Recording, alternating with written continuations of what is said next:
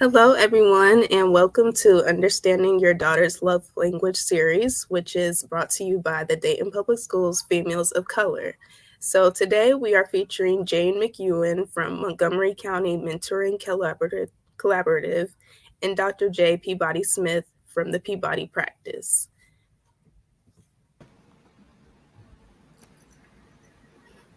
Hello. Hello. So first, I would like to open up with a couple of questions to get us started. The first one is, what was the defining moment or moments that illuminated your passion for helping our young ladies? Who would you like to go? Dr. J, be my guest first, right? Sure, I can. It's mostly because of my own life journey. I like to say that God took me from the pit to the pulpit. I was a teenager who had low self-esteem and kind of looked for love and attention in all the wrong places. Ended up going to college because somebody saw something in me that I didn't. And in college, went through some things that landed me in therapy. And that kind of changed everything for me. And even later, when I returned to therapy after some life transitions, it literally changed my life. And so then I decided this is what I want to do. I want to help other girls and women change their lives. So it's really what I've experienced. I never, teach or preach what I don't practice. So it's really my journey, and somebody took the time to pour into me. Beautiful. Right. Well, my story was not your traditional story of adolescence. I came from a two-parent household. My parents, when my father transitioned as a pastor for over 40-something years, but were married for over 61 years. And so although I came from a traditional religious family of 8 kids, there were 10 of us, never a boring moment, I was victimized by teenage pregnancy at age 13. And so all that happened to me, I didn't have the traditional high school experience. The girls couldn't play with me because I was a mom. But I used those successes now of all the accolades that has been allowed to me in terms of my success, are only because it made me look at, if I can make it, that experience of being a young adolescent female, the challenges that we as young ladies go through, not just my non-traditional experience. If I can take that experience and share it with someone to say that what worked for me was the community, my family, and the church, then I can take that and turn it into a young moms program. So I do have a 501c3 teen moms program called Pals for Young Moms. But my love for women, young girls, started when I looked at the challenges that I experienced and what that identity crisis was for me. I think that's great. We'll just go into the second question. So before we get deep into it, what are some skill sets we must consistently practice and keep in mind when loving our daughters? And Well, I think skill sets, the 5 languages of our love languages are important. The skill sets I would say are around that. Um, Getting to know your daughter and finding out what makes her, for better lack of better words, what makes her jive, what makes her tick.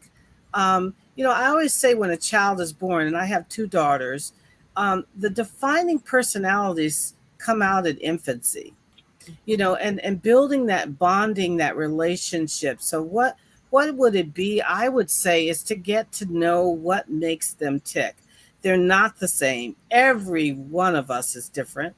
So, what are the things that really allow me to connect with her, that really makes her tick? Really, what's her recipe? What makes her,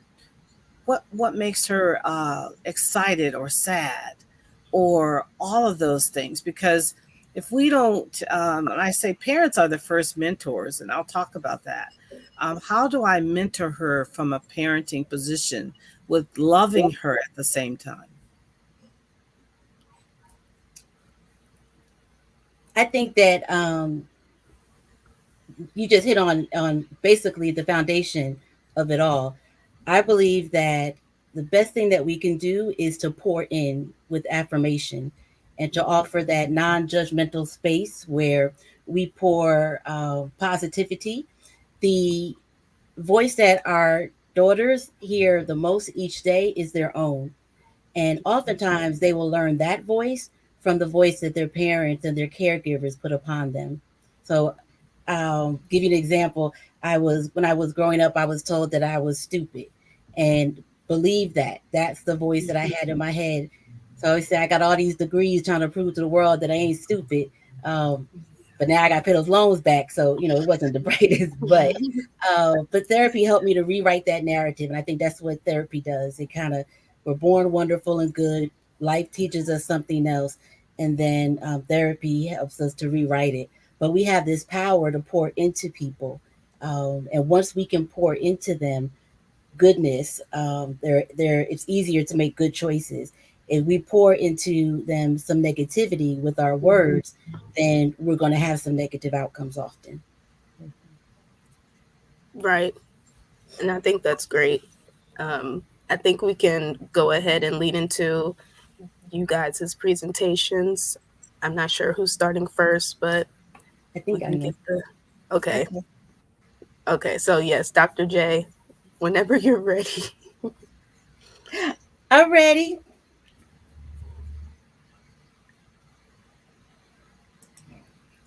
So I collect words, and this is one of my favorite quotes.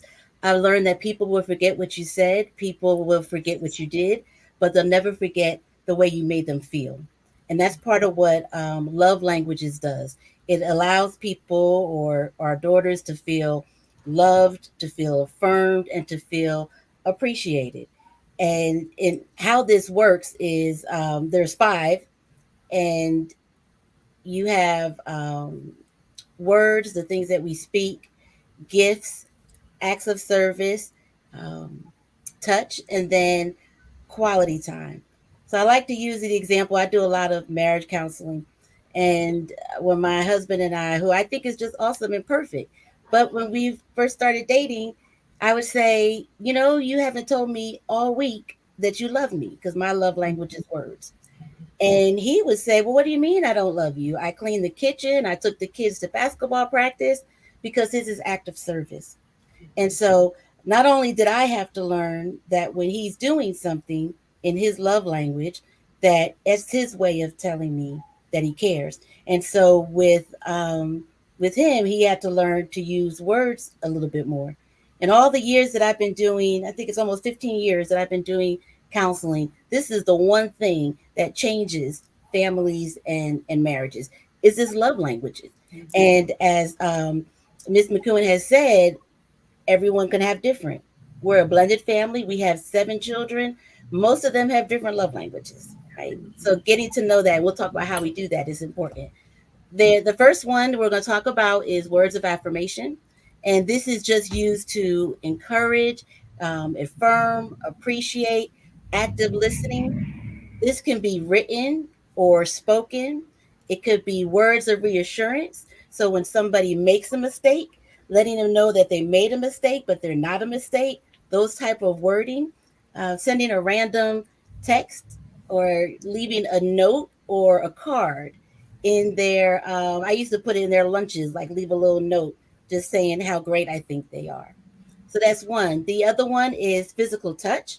This can be actually actual touch, appropriate touch, or it can be even nonverbal, right? So if they see you, with your hands like, yeah, like you did it, that would speak to them. Um, Also, touch has this power to reduce anxiety. I'm a Marvel fan, and so I like to use the example of when the Hulk needs to transform. Black Widow touches him, and he begins to just ease back into David Banner. So touch has this magical power, and oftentimes, if children are like playing with their hair or playing with your hair, that's a sign of anxiety, and that touch, whether it's your hair or whether you're holding their hand, helps to bring that anxiety down. And it can come in the form of a hug, a kiss, a fist bump, clapping of hands, holding hands. And again, just sometimes I have one of my children is on the autistic spectrum, and the way that he feels affirmed and comfortable is to twist mommy's hair. Uh, he's 19 now and doing well, but sometimes he'll still do that, right? So touch is his love language. Receiving gifts, and they don't have to be these major gifts. They could be just something that says, I thought about you, right? And the way is like noticing what a person does.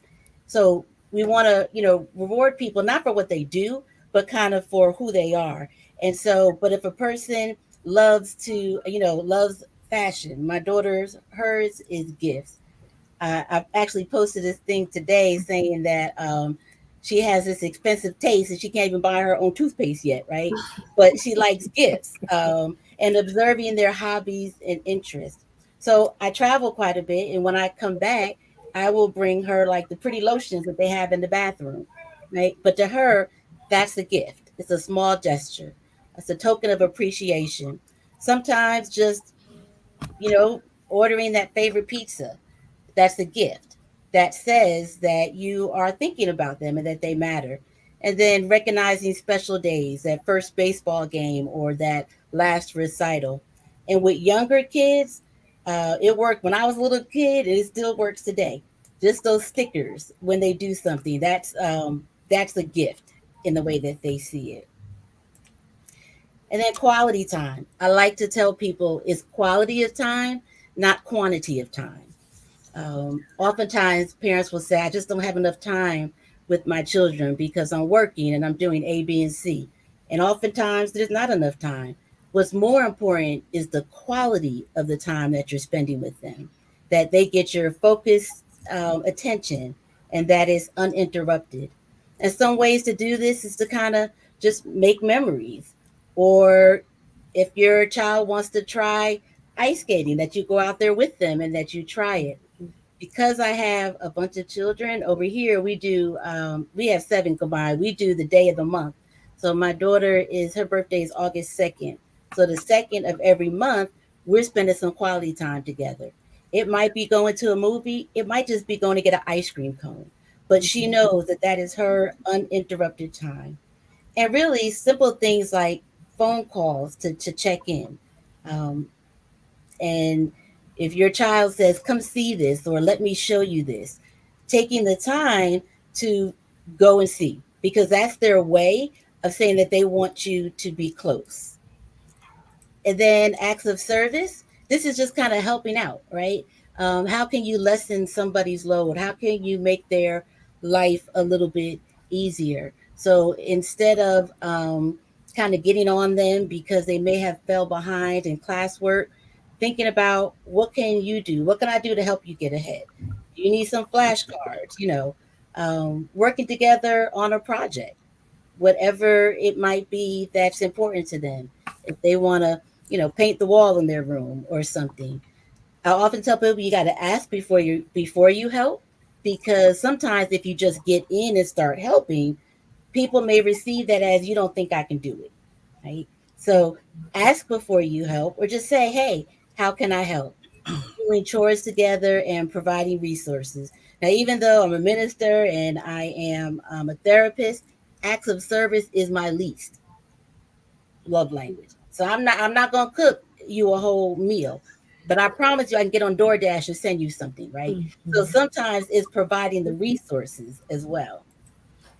So those are the love languages. Just real quick, wanted to say some things to kind of avoid if you when somebody has that love language. So if their love language is words, criticism, attacking the person instead of the problem, or interrupting when they speak, really will offend somebody whose love language is words.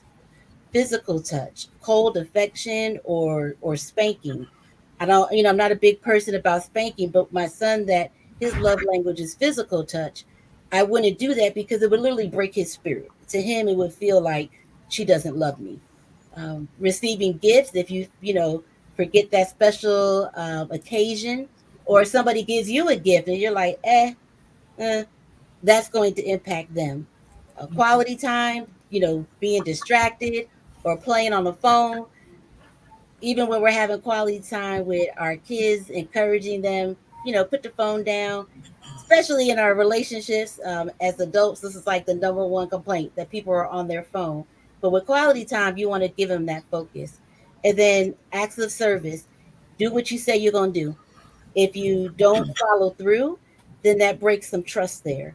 And if you're doing everything for everybody else, but not for the person that you love, they pick up on that. And they'll often feel like that person is more important. And then, lastly, how do you kind of know someone's love language? Um, Take the quiz.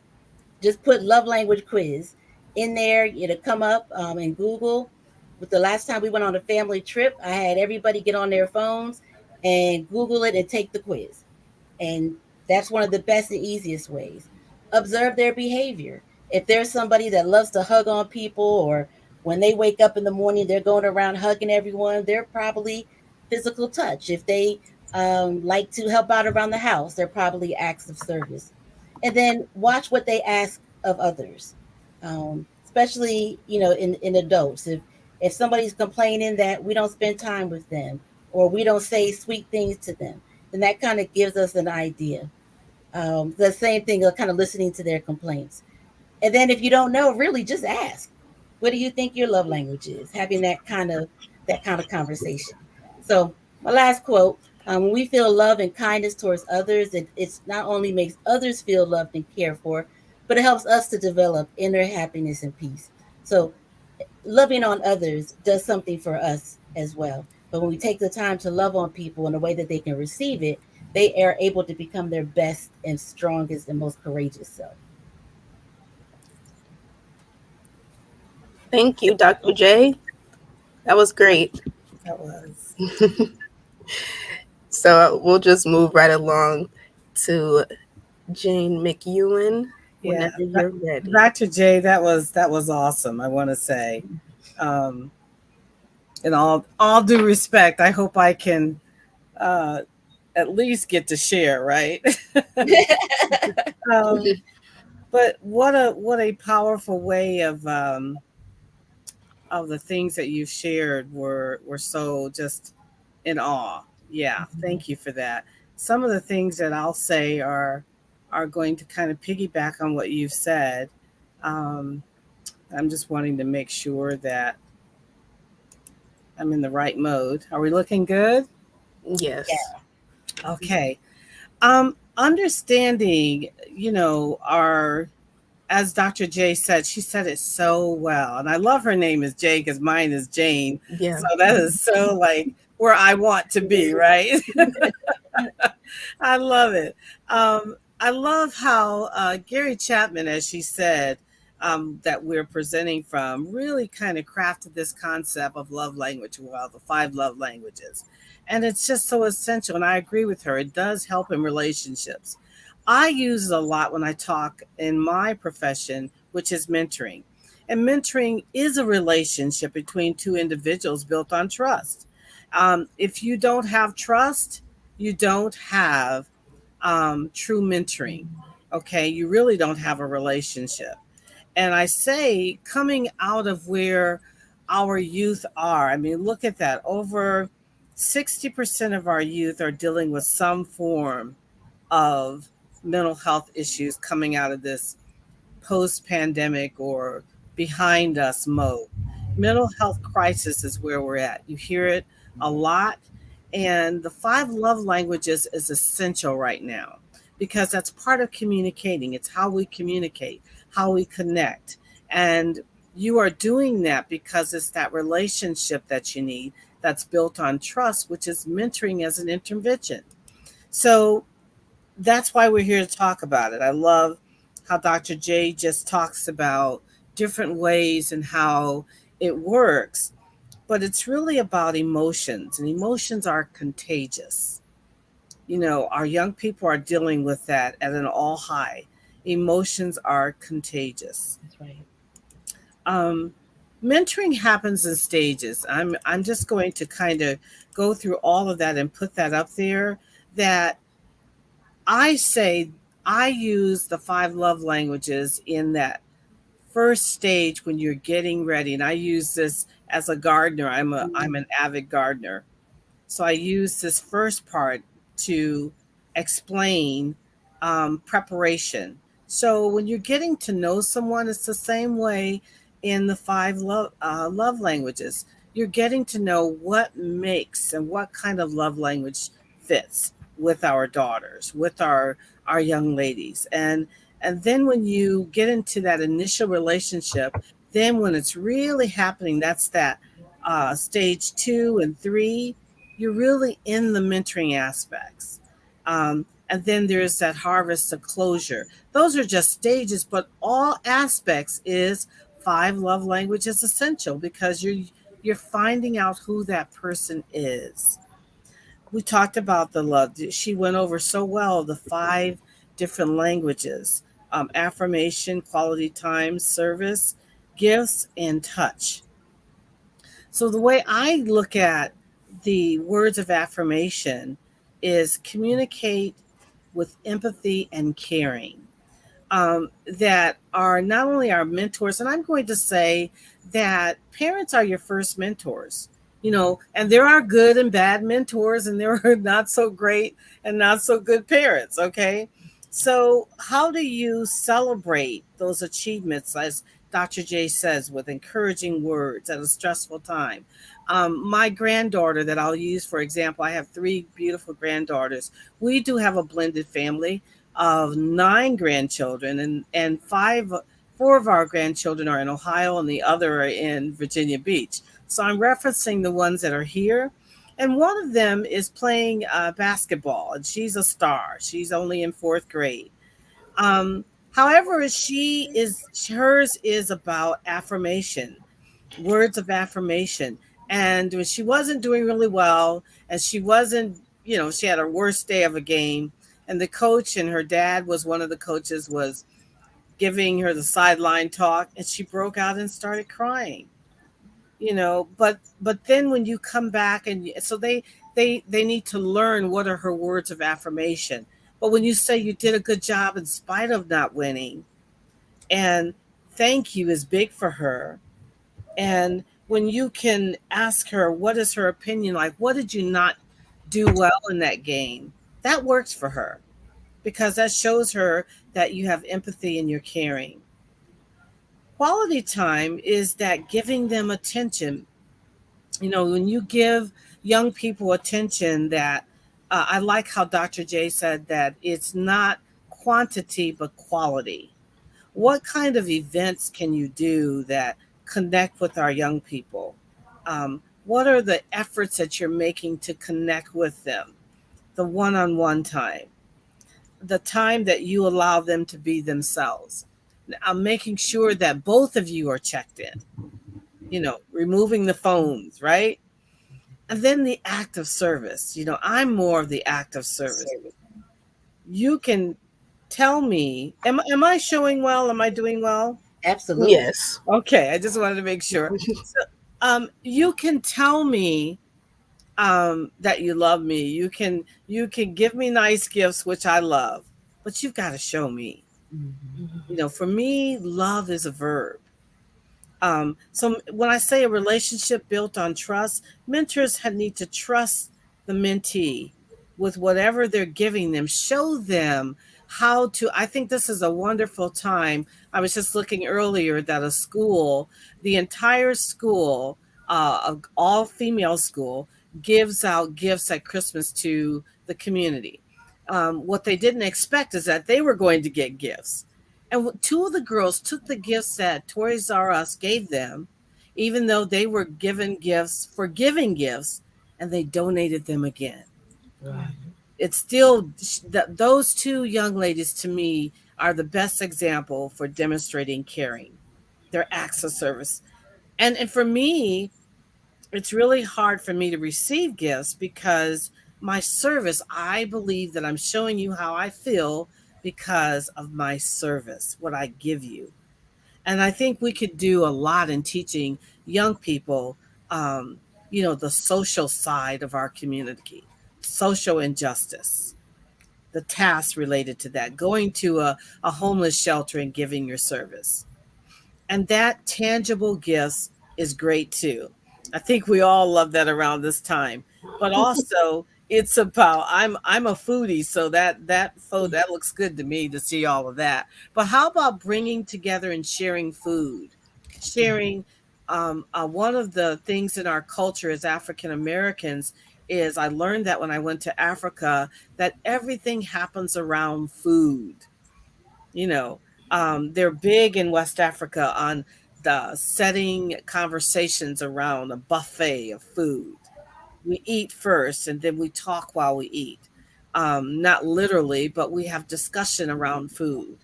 So that is a great way to give, is to bring food in, to give gifts, and they don't have to be expensive gifts. A note, it's just saying, I love how Dr. J said putting the notes in their lunch buckets, or putting a note under our loved one's pillow, you know, or just tangible gifts in a different way, but they don't have to cost a lot. Okay. And then that physical touch.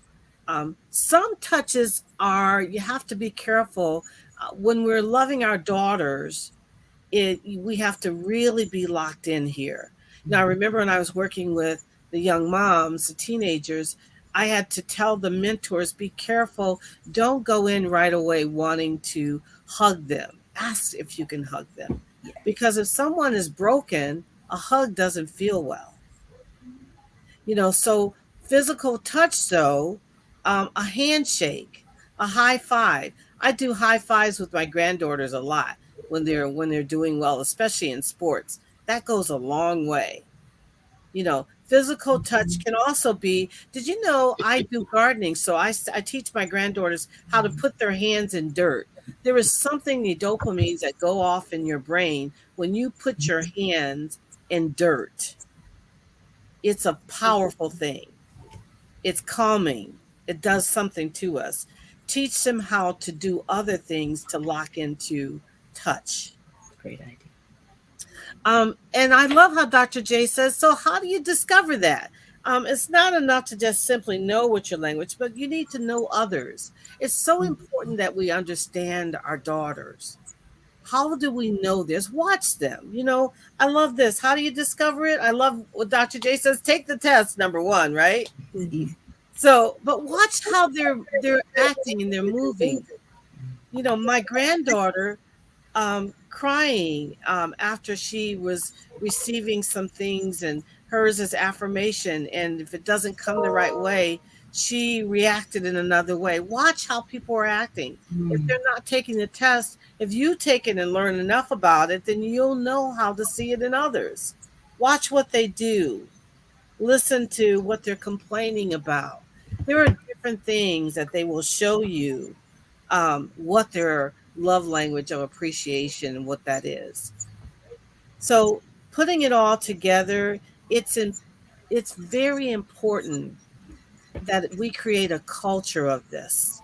that we bring the five love languages into not just our everyday personal life, but working and serving with our daughters and our, I say daughters because all girls in some way or another, they're connected to me as daughters. I remember when I was in Africa and there was about 100 little girls running up to me, and you know what they called me? They called me auntie, Mm-hmm.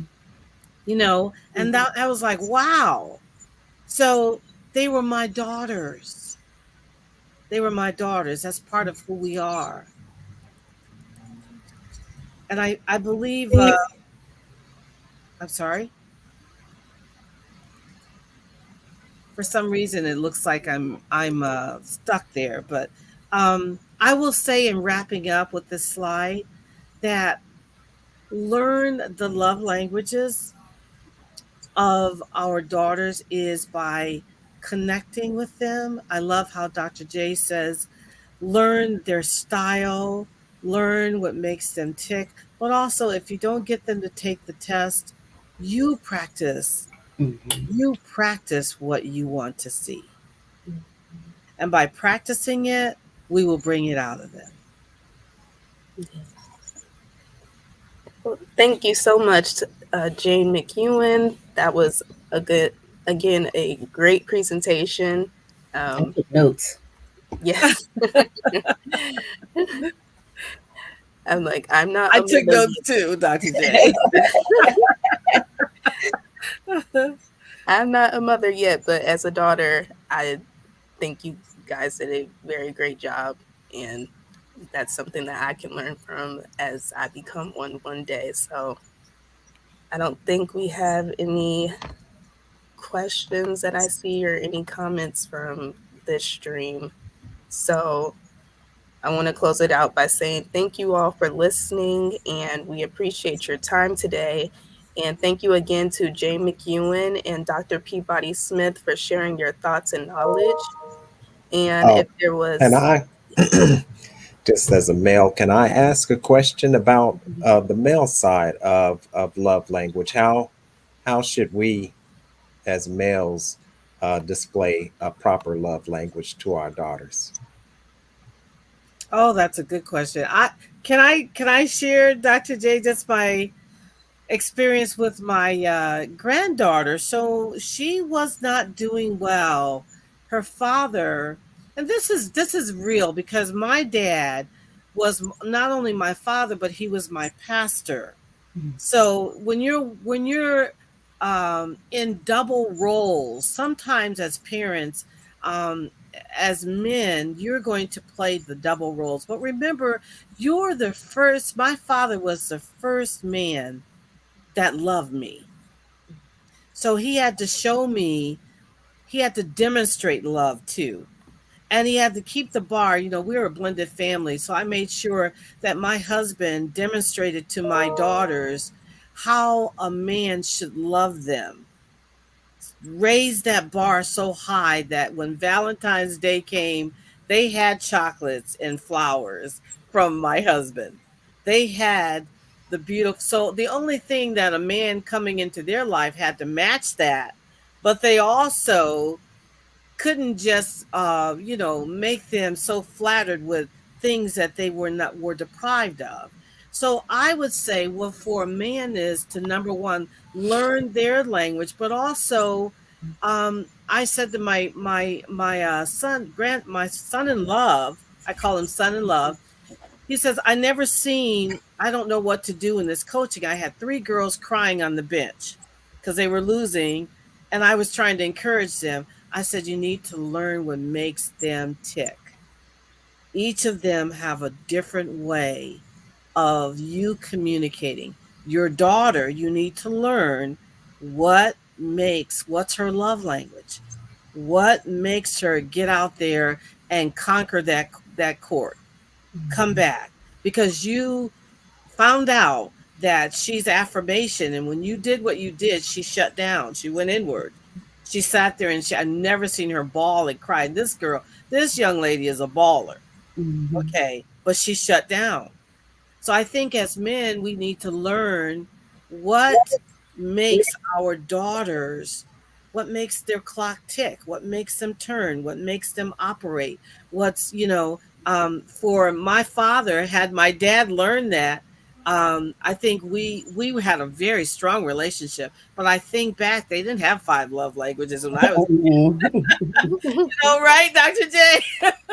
I wish. Right, right. So it's kind of like you take it or leave it. But as I grow older and I look at what didn't work for me with my dad when I was in my youth, I say lock into your daughters at an early age.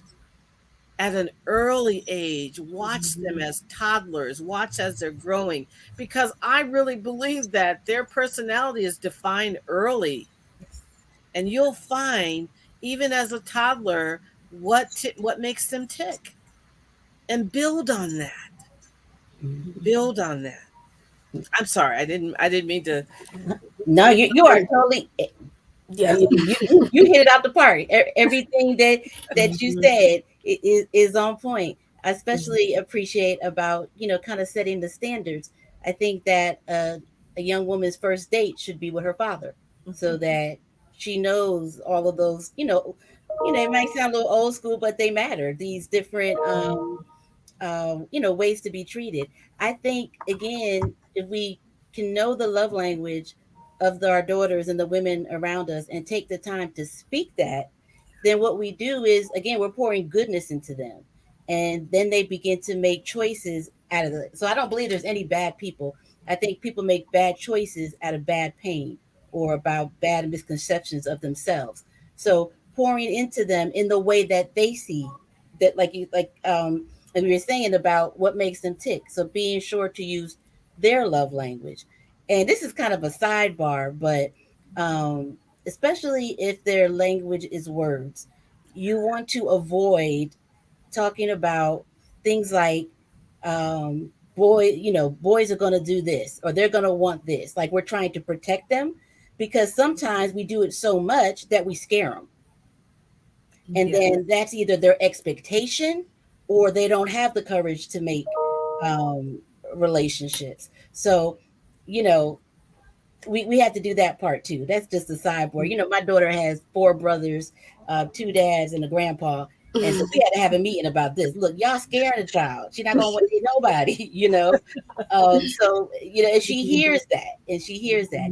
But I think Ms. Jane said it better about being the example. That's what's most important. Yeah, and I love what Dr. J is saying. And don't be, I think one of the things I love about our girls, our young ladies playing sports, it teaches them the dynamics of a life that was so not part of me growing up.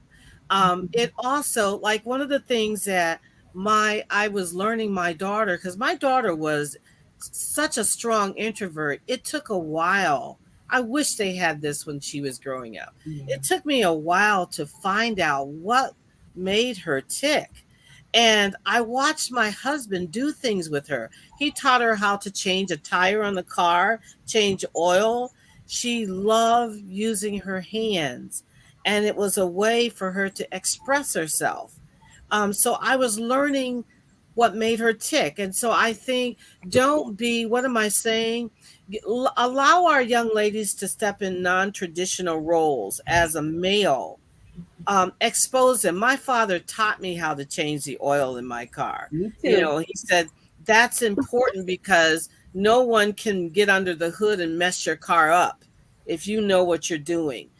Because you should know that if they assist you, you should know what they're doing.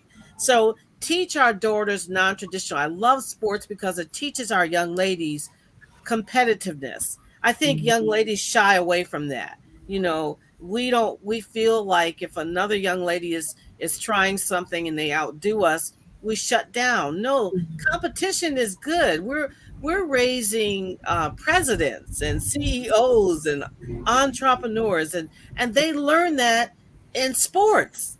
Yeah. They learn the dynamics of team building and competition and confidence, and all of those things are part of that five love languages. It's how we get them to excel is when we can lock into them through the five love languages. Yeah, and I think that sports also teach women that their body is like you have to have your body. Your body is important and sacred. We're going to take care of it because I need this to be able to do this, do these sports, and it gives them accolades in a different way. But I'm telling you, Miss J, I love what you said. My daddy taught me how to drive a 5 speed. They don't make them much anymore, but I could drive a stick.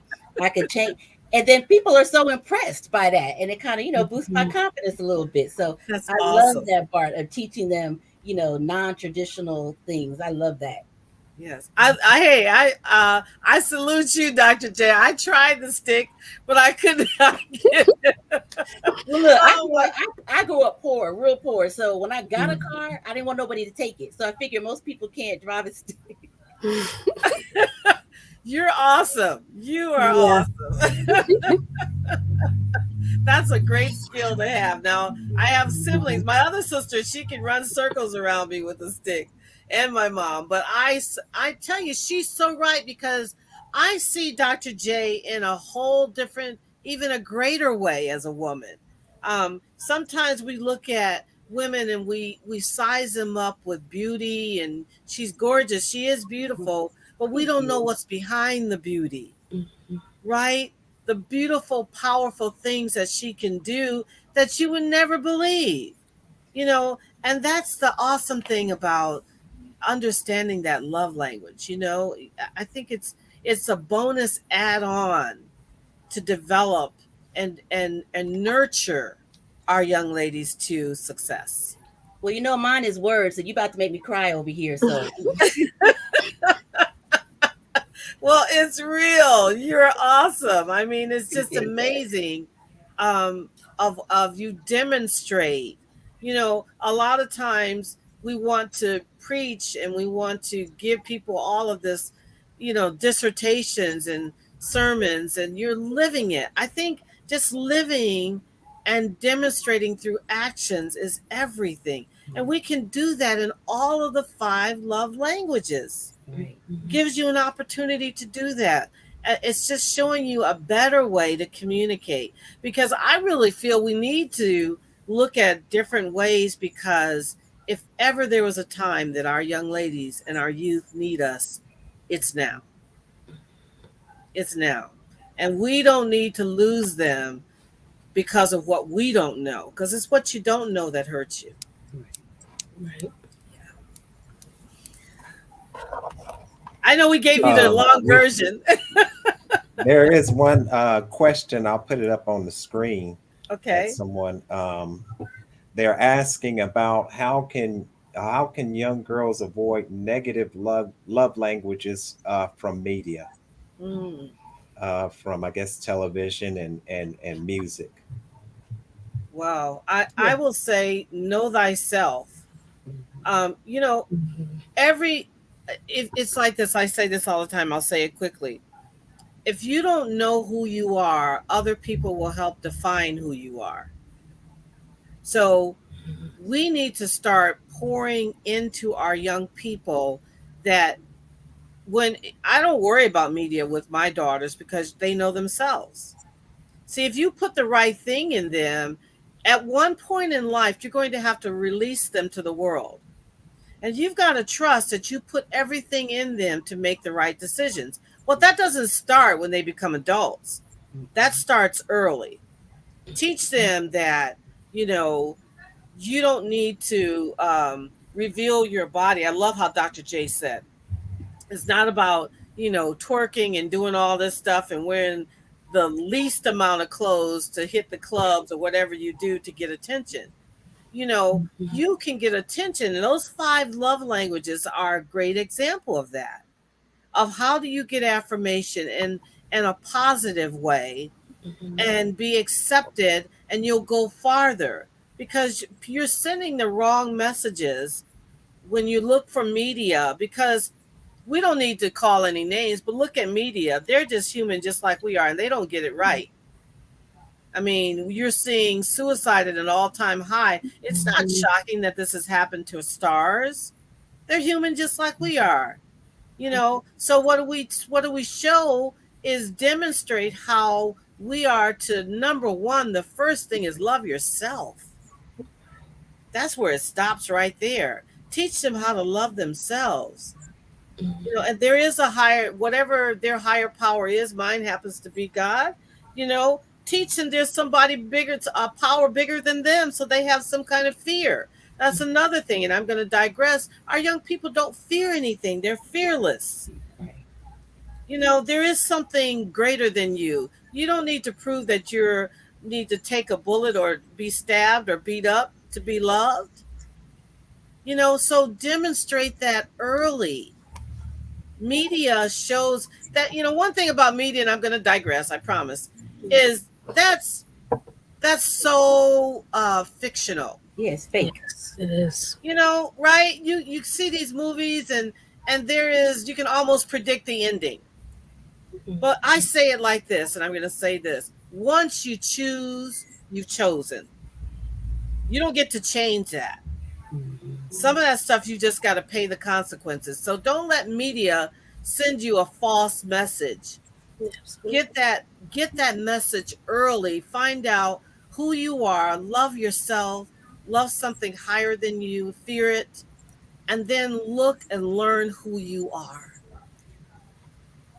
Ms. Jane said it all. I mean, this topic could be like a whole dissertation, really. I could not imagine, I'm 50. I couldn't imagine when I was a teenager if there was social media. I couldn't do it. Wow. I probably wouldn't be anybody's preacher or pastor right now either, but but their self-esteem is based on how many likes that they get. So if you're able, like Miss Jane said, to pour into them, to give them their confidence in good, healthy ways, then they won't have to, post every selfie and every, with the hopes of being getting all those, those clicks and things like that. But it's hard. I still struggle with it. And the only thing I can think of too is just exposing them to other music as well. Because music tends to be the big one, music and videos. My boys love old school hip hop because that's all they heard, on Saturdays when we were cleaning the house up. And my daughter, she likes this kind of music. I'm not even sure what it is, but it sounds real pretty. But just kind of exposing them to things other than what the world is trying to give them. But it's hard. But I think Ms. Jane hit it. You're responsible for putting that foundation and then let it build off of that. And then they are able to pick and choose and make better choices. That's awesome. Yeah. I love how Dr. J says is the media is so, I'm with you. I can't imagine being, even bullying, bullying is, and they're already showing, what was that? Catfishing is a new term. We did a series with the Mentoring Collaborative of living in a digital world, exposing our youth. Well, the big thing right now is young people are being a high level bullying is happening in overseas, and they're getting photos of our young people and bullying them. And some of these parents don't even know their kids are sending money to these people to not embarrass them. And they've discovered that 11% of the suicides that are being committed, especially with males between the age of 11 to 17, is what they're stealing their profiles of, getting them to take nude photos of themselves and threatening them and making them pay money to not do this. And parents don't know about it. All of this is happening. So that's why I say we have to trust what our kids are doing when we're not with them, that they're making the right choices. And then we also have to have that relationship that they're communicating things like that with us. Yeah. Having that sacred space where they can come and not be judged. Or, we do this thing called pinky promise in our house, which means somebody did something they weren't supposed to do, but because they're coming and being honest, it's not going to be as hard, the consequences. But also with the, I call it keyboard courage when people try to bully through social media. But if you take somebody who their love language is words, that's going to impact them more than someone whose, love language is gifts. So that's kind of yeah, important too. It ain't That's, going anywhere, I'll tell you that. it's not. It's not.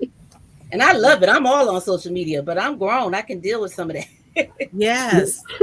Right. And we can make different kinds of choices and even decide on a different level, but when the frontal lobe of their brain is not fully developed, and that's real, you're Hmm. making choices that you're not even thinking about the consequences. You're just in the moment.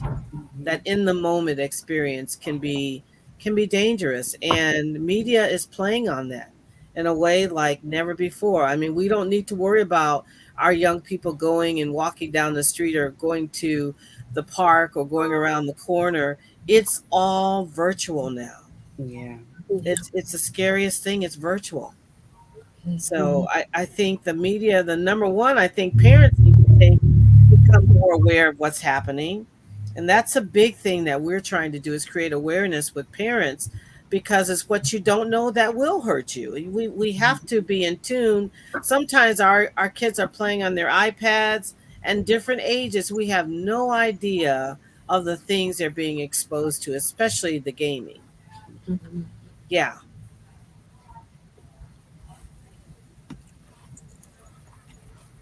Well, I believe that is all. The dialogue has been great. Um, Again, just to close it out, I appreciate you all and your thoughts and knowledge. Everything was perfect to me. So um, we Well, just want to thank you all for listening. And again, thanking Jane McEwen and Dr. J for taking time out today. And if there were any parts that anyone missed, you can rewatch this on the FOC social media pages and the Dayton Public Schools website. So that's all we have. And China, you did a wonderful job. yes, Thank Oh, you. thank you. Thank you. yes, yes, yes. Thank I appreciate you. it.